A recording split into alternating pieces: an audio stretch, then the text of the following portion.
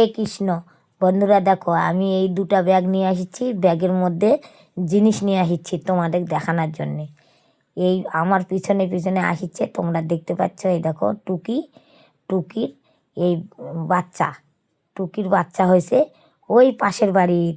আলপনা থাকলে তো হতে দিত না।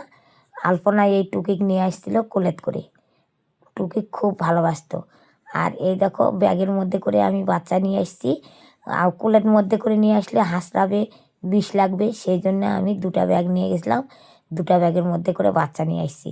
দেখো এইটুকু একটা মায়ের বাচ্চা হয়েছে 5টা। এই 5টা বাচ্চা কেমন করে যে হলো। আর দুঃখের বিষয়, এই 5টা বাচ্চায় ভাত খেতে শিখেছে কিনা তাও জানি না। সেই জন্য আমি নিয়ে আসছি বাড়িতে।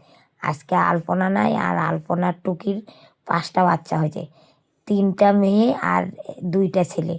এই 3 ছেলে মেয়ে নিয়ে টুকি খুব আনন্দে আছে। আর এই দেখো আমি টুকির জন্য ভাত রেখে দিয়েছিলাম, সবজি দিয়ে ভাত। আমি মনে করছি বাচ্চাগুলা খাবে কি না, না খেতে যদি শিখে তাহলে টুকি তো খাবে। সেই জন্য আমি বাচ্চাগুলা নিয়ে যাই ভাত দেখে দিচ্ছি, যে ভাত খেতে পারবে কি না দেখি। এই দেখো বন্ধুরা, দেখো বাচ্চাগুলো ভাত খেতে শিখেছে, সুন্দর করে ভাত খাচ্ছে, সবজি খাচ্ছে। তাহলে বাচ্চাগুলো সব বড় হয়ে যাবে।